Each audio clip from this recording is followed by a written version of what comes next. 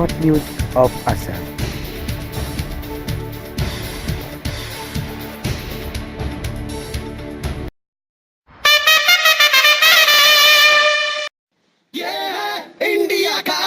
নমস্কাৰ স্পট নিউজত আসামৰ সমূহ দৰ্শককে আমি আন্তৰিক শুভেচ্ছা তথা অভিনন্দন জ্ঞাপন কৰিছোঁ।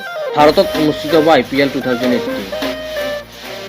এইবাৰ IPLত মুঠতে 8টি দলে অংশগ্ৰহণ কৰিব। চাওঁ হওক কোনকেইটা দল। চেন্নাই ছুপাৰ কিংছ, আৰু দ্বিতীয়টো দল হ'ল মুম্বাই ইণ্ডিয়ানছ, তৃতীয়টো দল হ'ল ৰাজস্থান ৰয়েলছ,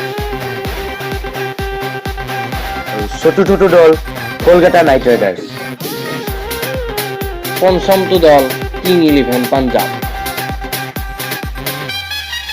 আৰু ষষ্ঠ দলটো হ'ল ৰয়েল চেলেঞ্জাৰ বেংগালোৰ, সপ্তমটো দল হ'ল ছানৰাইজাৰ্ছ হায়দৰাবাদ,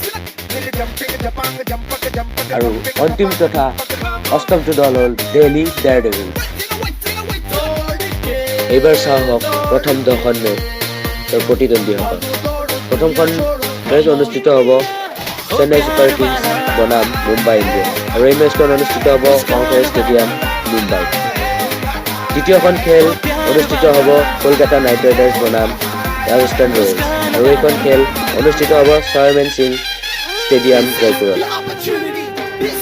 তৃতীয়খন খেল অনুষ্ঠিত হ'ব ছানৰাইজাৰ্ছ হায়দৰাবাদ বনাম ৰয়েল চেলেঞ্জাৰ বেংগালোৰ, আৰু এইখন খেল অনুষ্ঠিত হ'ব ৰাজীৱ গান্ধী ইণ্টাৰনেশ্যনেল ষ্টেডিয়াম হায়দৰাবাদ।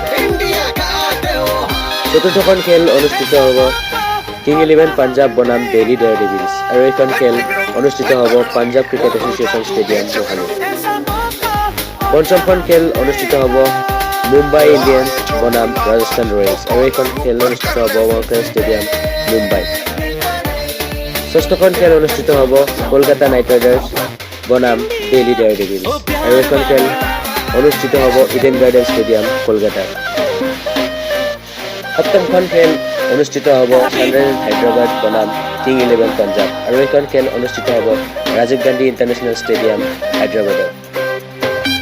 অষ্টমখন খেল অনুষ্ঠিত হ'ব ৰাজস্থান ৰয়েলছ বনাম ৰয়েল চেলেঞ্জাৰ বেংগালোৰ, আৰু এইখন খেল অনুষ্ঠিত হ'ব চয়মেন সিং ষ্টেডিয়াম জয়পুৰ ৰাজস্থানত। নৱমখন খেল অনুষ্ঠিত হ'ব দিল্লী ডেয়াৰডেভিলছ বনাম চেন্নাই ছুপাৰ কিংছ, আৰু এইখন খেল অনুষ্ঠিত হ'ব MS চিদাম্বৰম ষ্টেডিয়াম চেন্নাই। আৰু 10মখন মেচ অনুষ্ঠিত হ'ব কিং 11 পাঞ্জাব বনাম কলকাতা নাইট ৰাইডাৰ্ছ, আৰু এইখন খেল অনুষ্ঠিত হ'ব পাঞ্জাব ক্ৰিকেট এছ'চিয়েশ্যন চোৱাৰ বাবে ধন্যবাদ। যদি আপোনাৰ ভিডিঅ'টো ভাল পাইছে লাইক কৰক, কমেণ্ট কৰক আৰু শ্বেয়াৰ কৰক। ধন্যবাদ।